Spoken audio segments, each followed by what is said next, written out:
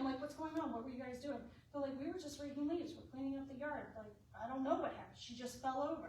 So I'm thinking, oh, maybe she hurt her back or something. So I'm like, hey, you gotta talk to me. Hello? Hello? And I turned her over, and what I saw was death. She had died. And so we started CPR right then and there, in the leaf pile. My team and I were really, really good at what we do, and we were able to revive her in the leaf pile. So we scooped her up, took her to the hospital, and it's like, hey, now it's your job. Okay. Unfortunately, EMS, we don't always get follow-ups on our patients. So for us, we were like, that's a save, like high fives all around. But a few weeks later, I ran into the brother who was there that day. And he recognized me because I'm the only one on the department with the ponytail, so not exactly hard to miss. And he starts crying. And I'm like, oh, jeez. Let's go have a seat. Let's go talk. And he said, I saw you, and I wanted to say thank you. Because you gave my family and myself a chance to say goodbye. And I was like, oh gosh, the poor family. Like, that's awful. That is awful. So a few weeks later, we go to a business, and I'm standing in the front window, and I look across the street, and I'm like, ugh, there's that house, and the leaf pile is still there. And I keep thinking about this family. I think about what the brother said, and I'm like, how do I deal with this? And I turn around, because I'm like, oh, just suppress it. And I turn around, and right there on the wall is an AED. And I'm like, oh, son of a gun. If the family would have known that this was sudden cardiac arrest, if they would have known how to start CPR, if they would have known that an AED was across the street, they could have saved her. And so that stuck with me a long time. That weighed on my heart for a long time. What do we do?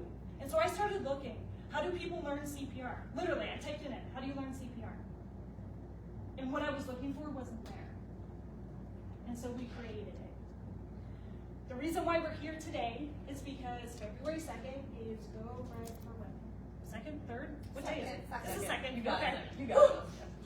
It's Go Red for Women. And the reason why women are special is because we have a few symptoms that really don't hold true to the typical, oh, I got pressure on my chest and I think I'm having a heart attack. We have things that are different. We have general fatigue. We have, I don't know, my back hurts or my belly hurts or, oh gosh, what was in that sandwich? Like, we have weird symptoms. And so Go Red for Women is about raising heart awareness for women. This is a scary statistic, and I'm not going to throw too many numbers at you, but this is scary. Women are 39% less likely to receive CPR out in public. 39%, 4 out of 10. That is unacceptable. In 2024, I can't believe that we are even talking about this. So now it's an education issue. CPR is done exactly the same way on men as it is on women. Save her, because she is worth it. Speaking of being worth it, Christi, you're totally worth it. Christi is going to share her story with us. I'm going to stop talking. You come over here, sit with me, or I'll sit with you. Yeah. Hello, everyone. So my name is Christi Eberhart, and I am lucky enough to have gotten to be working with Learn CPR. And I want to explain to you guys why CPR is so important to me. First off, let me introduce my mom and dad back there. So this is always a tough story for them to hear, but I am happy that they are here to support me through my journey. But let me ask you here, how many of you know CPR? Raise your hand. A little bit? Fantastic. Okay. How many of you, so you know CPR, but somebody collapses right here. How many of you are going to feel confident in performing that CPR? Raise your hands. Okay. So we have people who know it, but they may not feel confident. That is why we're here today, because we want to make sure that if you come across a situation, that you have the confidence behind you to perform the CPR. So I'm going to take you on my journey, my heart journey with me. So let's rewind back to 2010. 2006. I was much younger at that point. I was 29 years old, which means you don't have to do the math to figure out where I'm at now. We're going to keep going. But I was young and very healthy, and there's absolutely no heart history of any heart health in my family on either side of my parents. I worked at Akron Children's Hospital in the emergency department. I was completely healthy, as I said. October 18th, 2006, I went out on the bridge. I was working, went out on the bridge that connects the hospital to the parking garage, and I collapsed. I went into cardiac arrest. Cardiac arrest, you're dead. Your heart stops. Because I was at the hospital, security cameras were able to catch my entire fall, and the security, they called for a code blue. While the code blue was being called on me, I was laying on the bridge, and I had 5 people walk right by me as I laid there. I had one person get down and take my pulse, but then she took my bracelet and continued to walk. So before my first responder got to me, I was down for 6 minutes. I'm sure you guys know statistics or have heard maybe some statistics, but 6 minutes is a long time to go without any CPR or AED and be in cardiac arrest. My first responder got to me. She started doing CPR shortly after the emergency department in a hospital who responds to a code blue. So they arrived and began doing CPR on me. Some of my best friends were working on me, and they did not recognize me. They said I was the color of Cookie Monster. I was that blue. So they were working on me, doing CPR, and had no idea at all it was me. About 22 minutes into the video, because it's all on camera, I still don't have a heartbeat, but somebody sees my name badge, and they're like, oh my goodness, this is Christi. She's a fighter. Keep working on her. In the video, you can see where one of my friends that was doing CPR on me, she gets up and she's hitting the wall. Another one is hitting the ground. This just became really personal to them because they now know who it is that they're doing CPR, and they realize it's been 22 minutes and there's no heartbeat. Chance of survival is pretty slim at that point. They decided they needed to get me to an adult hospital. So they called for paramedics who transported me from Akron Children's over to Akron General Hospital. Upon getting to Akron General, into the emergency department, I still did not have a heartbeat. They continued to work on me, and there was a resident, an attending, and then like the main doctor. And they were told that the main doctor was telling the resident there that there was no chance. I was gone and they could give up on me. And she continued to provide CPR on me. She said something in her just told her to keep giving CPR. So she continued. All in all, I went 62 minutes without a heartbeat. Over an hour, I was without a heartbeat. And I'm able to stand here and talk to you guys and share my story of why CPR is so important and why everybody needs to feel confident in doing it. The doctors went to my family, and they told my family there was a less than 5% chance of me ever waking from my coma. And there was a 100% chance I would be very severely brain damaged if I were to wake from my coma. So I was in a coma. My family did not have much hope for me, but they stood by my side, and they prayed, and they waited for me to get better. A couple days after being in my coma, I started waking from my coma, and I started responding through hands or eye blinking. And then one day they could tell I was trying to communicate, but I was still intubated. And so the nurses got me an alphabet board, and I typed what happened to me. And that's when they were able to realize that there was still brain function. Now 62 minutes without a heartbeat is a long time, and it is going to do some damage to your body. So my organs started failing. So I ended up having to go through dialysis. And I continued on my journey of trying to get better. I ended up while in the hospital, they put a defibrillator pacemaker in me. To this day, they're not necessarily sure what happened to me. They don't know what caused my cardiac arrest. They know that I have a dangerous arrhythmia, they call it VFib. And my heart could be I could be standing here talking to you guys, having a heart rate of 60, 70, and within a second, I'll be up at 350. So that's when my defibrillator would come in and shock me and save my life.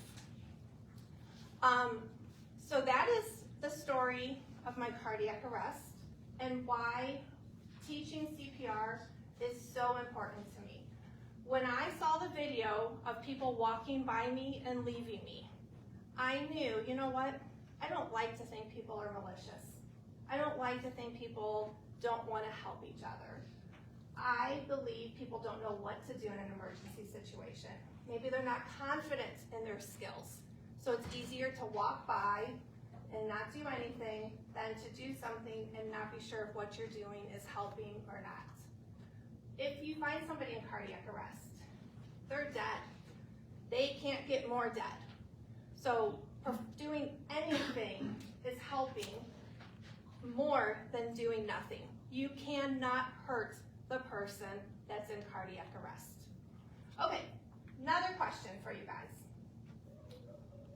What's the difference between cardiac arrest and a heart attack? Anybody know? Yes? You're not dead.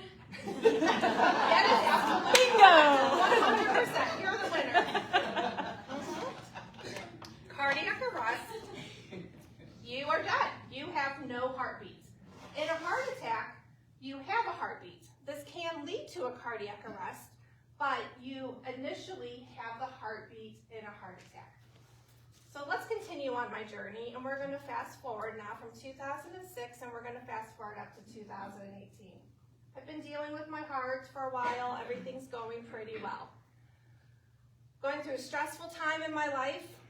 My best friend, who is a nurse, her and I went out for dinner one evening. She spent the night, and the next day, we get up, we're having coffee. She has to go to work. I have to go to work, so we say goodbye. I'm decided to go and get in the shower, and I lived here in Wadsworth, and went and was about to get in the shower, was brushing my teeth, and I'm like, you know what? Gosh, I think I'm having a panic attack. I've never had a panic attack, but I'm sure this is what it feels like if I'm having a panic attack. Oh, you know what? I've been having really bad heartburn recently. I bet it's the heartburn that this is. Oh gosh, it's this. You know, I'm a woman. I'm going through all the things that this is. But I did call my friend. I'm like, you know what? I'm just not feeling right. Something isn't right. Can you come back? She's like, sure, I'll be there. So she comes back. She comes into my house, and she finds me laying in front of the door with a bottle of Tums all over the floor. She immediately calls 911. And so the paramedics arrive, and I am like, I can tell you my number one thing that I'm feeling besides pain, the pain was horrendous, but I'm sweating. I am sweating so bad that the paramedics are taking towels and wiping me off, and the EKG stickers are still not sticking. They're just sliding off instantly. And they finally get an EKG on me, and the paramedic goes, you're having a massive heart attack. And I said, oh, actually I'm not. So you see, I have cardiac arrest. This isn't a heart attack. I'm not having a heart attack. You're obviously confused. So I'm in the worst pain of my life, and I'm arguing with them, which I'm sure my parents could tell you. I'm very good at arguing. My husband's here now, too. He could also tell you. I am a professional at arguing. So you know what? Sometimes it comes in handy.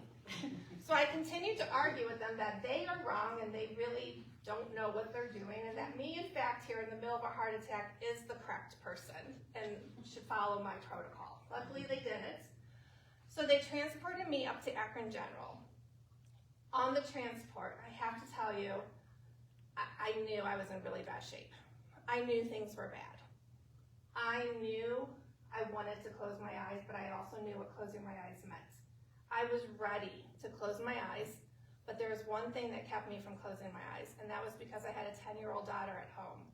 And closing my eyes meant closing my eyes on my daughter, and I was not going to do that.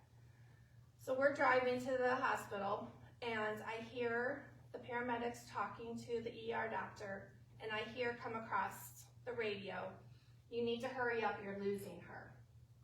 And I looked at the paramedics sitting next to me, and I'm like, you're not losing me. You're going to give up on me. We get to the hospital. I'm still, in my mind, arguing that this, in fact, is not a heart attack because I don't have heart attacks. When my doctor came in and once again told me, yes, you're having a heart attack. And so he said, we need to get you right to the heart cath lab. So I'm rolling out of the rolling out of my room, and there's one face that I see, and it was my dad's. And all I did was look at him, and I said, I need you to take care of Emily if something happens to me. And he's like, will do. And I knew he would. And so I went into the heart cath, and I told my doctors, I said, listen, you're not going to give up on me. Like, I can't describe to you guys the pain I was in. I cannot describe how many nitros, which is a medicine they give you to help alleviate the pain. And it wasn't doing anything, and it just kept intensifying. And my desire to close my eyes also was intensifying with the pain, but I wasn't going to do it. And I just kept telling them, don't give up on me. And I felt like I was in that heart cath for hours. I don't really know how long it was, but it felt like a really long time. And I remember my doctor coming over to my side, and he was right here. And all the screens are behind him. And he's right here, and he said to me, he's like, this is something we haven't seen here before. But we know that we need to do an emergency open heart surgery on you today. And I'm still in pain. And I'm like, oh gosh, I really, at that point, my brain wasn't even working. I'm sure I was very medicated and all sorts of stuff. But I knew that was serious. If I was going to have an open heart surgery, triple bypass the same day, I knew that was, we weren't just messing around anymore. And he put a machine on that basically turns my heart off, and the machine ran for my heart. And I can tell you the second that machine turned on, I could breathe. And my eyes finally felt like they could stay open. And I remember asking him, can we not just stay like this forever and just skip the surgery? But apparently that wasn't an option. So up to the intensive care we went, where my whole family joined, as well as my daughter came in, friends came in, family came in, and I also know if they're letting a lot of people come into an intensive care room, I know that's also not a good sign. So my doctor came in before surgery, and I basically went through, the surgeon came in, and I went through with him the rules. You don't give up on me. I'm a fighter. We went through everything. We signed all our papers. We had the agreement. He wasn't going to give up on me. And they took me into the operating room, which was horrendously hard because I knew leaving that room what my chances of coming back to that room. And I had to say goodbye to everybody. And that is a very tough position to be in. Had my open heart, and I have a spoiler alert, guys, I survived it. I'm still here. So, survived it, and everything from then, I started healing and doing well. So why did I have a heart attack? That's what my doctors wanted to know. So they sent me up to Mayo Clinic in Minnesota, and we basically found out that I had what's called a SCAD heart attack. Has anybody here heard of SCAD besides my family?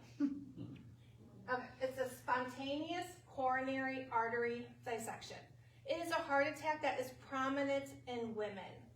This happens, I don't want to say often in women, but if you have a woman who is not like with a heart disease and stuff, that can often happen. Basically what happened, I had an aneurysm in my heart and it exploded. So that is what they had to go in and repair. So we figured that out, went up to Minnesota. Why did I have the SCAD? What they did find out is that my two heart conditions, my cardiac arrest and my SCAD, are not related. I am lucky enough to have two separate heart conditions that people don't survive. So I don't know why I don't play the lottery. My family always tells me I should, but I haven't. But while I was up there, they also found out that I have what's called FMD, which is prominent in women as well, and it goes along with SCAD, and it's still part of the heart condition. But your arteries are all smooth. Mine are not smooth. Mine look like a pearl beaded necklace. In these little pearls, I grow aneurysms. So standing here today, I have aneurysms in my carotids. I have another one in my heart. Basically, all of my main arteries have an aneurysm in them. So I am constantly being studied and watched. But wrapping up, why I tell you all this is because I'm standing here. If I was walking, you would not know the medical history that I have gone through. And that's going to be very prominent with a lot of people. The healthiest of us can collapse here, can collapse tonight, tomorrow. You could be at a restaurant. And what I want and what I ask of you guys is not to be one of the 5 people who walk by them because they're not confident in their skills or they don't know what to do. Because you know what? I bet you can ask my family, and they are so glad that people know CPR. And if you help somebody, that person's family is also going to be thanking you. Okay? Any questions on that? Thank you. Very good.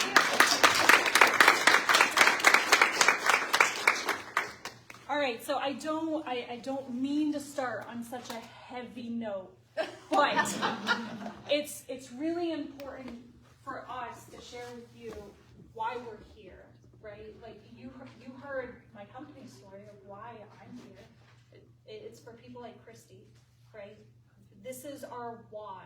We're here for you because you and your families, you're absolutely worth it. 100% worth it.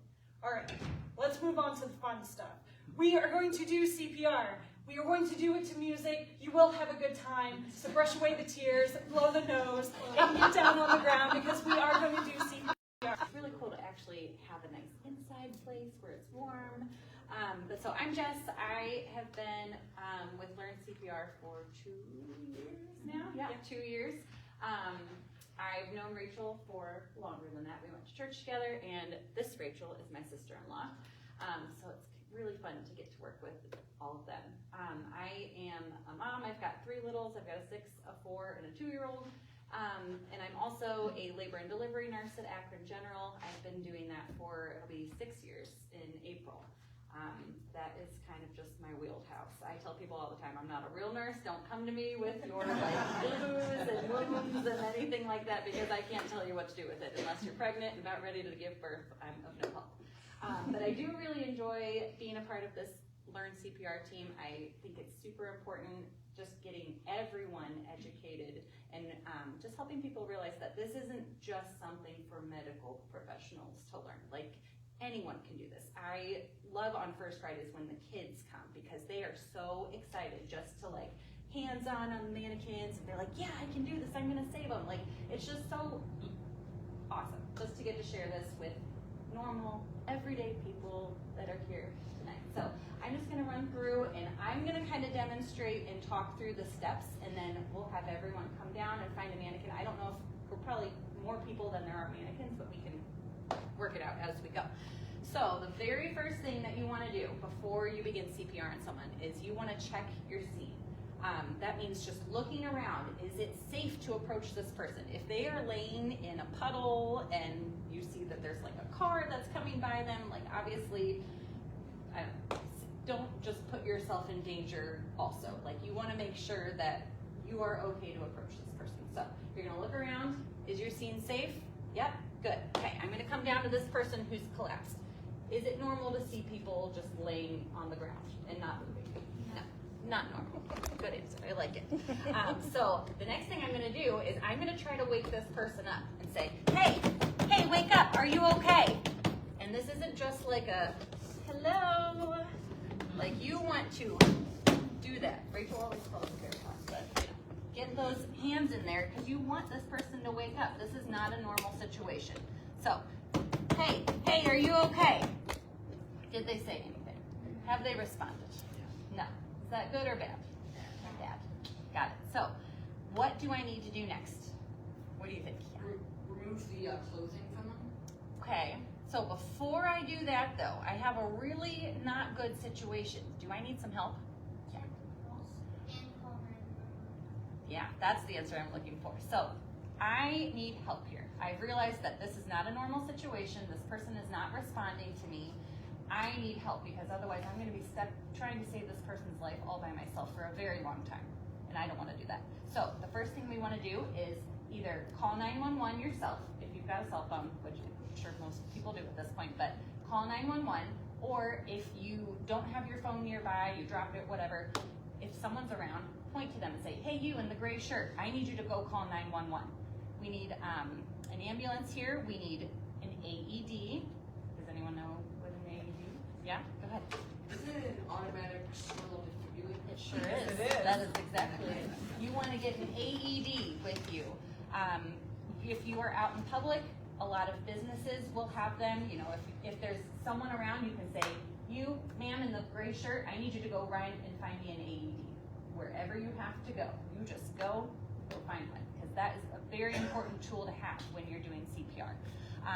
And then if you have another extra person, you can say, hey, I need you to be my partner because I am not going to be able to do this by myself. So 3 things: call 911, send someone to get an AED, or if you saw them collapse, you can go run and get one yourself, and then get a partner, because this is a lot of work to do by yourself. So we've done those 3 things. The next thing we're going to do is check for breathing. So most people, put your hand on their belly. A lot of the times normal breathing is just nice and easy. You don't notice it, you don't hear it, it's not fast, it's just very slow, steady. So I'm gonna put my hand on their belly and count for 1, 2, 3, 4, 5. You can count up to 10 seconds, but generally in that first like 5 or 6 seconds, you can tell if someone's breathing or not. Another thing that wouldn't be normal breathing would be if it sounds like raspy or gargly, or kind of like they're like straining to breathe. Like that is not normal. So if it's not normal breathing, or there's no breathing at all, that tells me this person needs CPR. So from there, I'm going to remove the clothing. This is important because you want to be able to see the full picture of what's going on. You know, especially this time of year. Sorry, there's a hair on there. But this time of year, like think about it. We're all in like bulky sweatshirts and coats and jackets and stuff like that. Like you can't see if there's something else that could be causing this. Like if maybe they're bleeding or something like that. You need to get that shirt out of the way. Forget how uncomfortable it may be. Get it out of the way. So once I've done that, I'm going to take this part of my hand and I'm going to put it right in the center of the chest. This is kind of like right in the nipple line. Same for both men and women. And then I'm going to take my other hand and place it right on top. You can either curl the fingers or just kind of pancake method, whatever is most comfortable for you. And then I'm going to start doing compressions. So I'm using my whole like upper body to do this. I'm not just using my arms. I'm doing my shoulders and my back, putting all of this pressure into the chest. So you just keep doing that. And so you do these compressions until your AED arrives, and then once that arrives, then you can use that. But we will teach that after we've just practiced compressions first. So, anything else? No, this is good. Let's play. Okay, Let's so play. yeah. All right. So come on down. So, like Jess mentioned, there may be less mannequins than people, but if you came with a partner, they're built in, right? And so I want you to work together. If you came with a partner, I want you to be able to work together. Because like Jess said, that's the 3rd piece of our resources. You need a partner.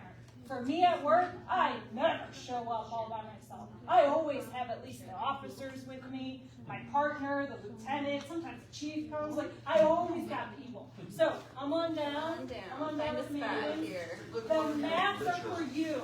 They are for your needs. They are for your needs. Please.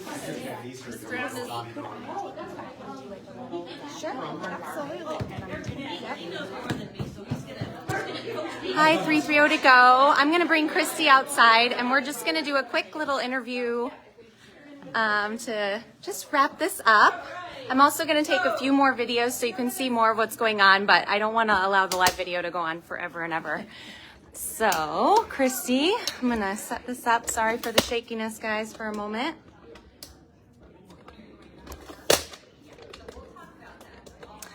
All right, setting this down here. Again, hi, I'm Sarah. Christi was the one speaking at the beginning, telling her amazing story. Thank you. I'm so glad you're here as well. Me too.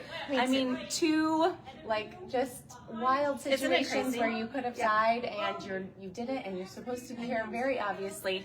But I love what they're teaching here. They're just teaching that everyone needs to know this. Everyone needs to know how to do simple CPR. They're going to teach about AED training as well, and it's free through Learn CPR. So definitely, I'm going to link it. I want you guys to go to their website and check out where they're going to be next. You can go back and watch this live video, watch Christi's story, watch Jess teach about how to do CPR. It's so important. Yes. But why is this important to you? I know your story, of course, but why should people learn how to do CPR? So we're hearing more and more about people having cardiac arrest. We're seeing it in the sports. We're seeing it all over the place. And we just never know when it's going to happen. I know where my kids go to school here, they go up to Revere, and that has happened. I mean, we've had kids out there on the track who have collapsed, and it's happening everywhere. You never, ever know when it's going to happen. And honestly, where it happens the most is at home. So do you want to be at home and your child or your spouse or your parent falls over and you have no idea what to do? No, you want to help them. Absolutely. I mean, I used to coach figure skating. I actually used to have to be trained in this, but so many people aren't, and it's really, truly not super difficult once you know what you're doing. Yes. So I think it's really important, like these ladies have been teaching, and today, February 2nd, is National Wear Red Day for Women. Yes. Heart Association. Heart Association Day, and all of February is, I think it's called Heart Association Month. Month. Heart Month. Yep. Yes. February is Heart Month. So all month, you'll be seeing things on social media about heart health and how you can participate in making yourself healthier and learning about hearts. Yes, absolutely. So I will make sure to link their website below. I'll link their social media, and get to a class. Watch this one. I will post some more videos and some photos of what's going on tonight as well, just to let you guys have a full experience. Thank you so much for watching, and please do take this seriously and go to a class and learn to do CPR and learn to use an AED. It's very simple, and it could save a life. It can. Right? And let me tell you, with Learn CPR, you can come to one of our classes, we come to you. So we go to businesses, we go to schools, we go to doctors' offices, we go anywhere. So that's wonderful. We also travel. If you want to hire them to come in and do a class, please do it. I'm sure there are businesses or business owners out there watching this right now, or maybe you'll pick it up later after it's live, and you can hire these guys to come in and do a class for you. What a wonderful opportunity that would be. So, all right, guys, thank you so much for watching. We appreciate you. See you later. Bye, everyone. Thanks.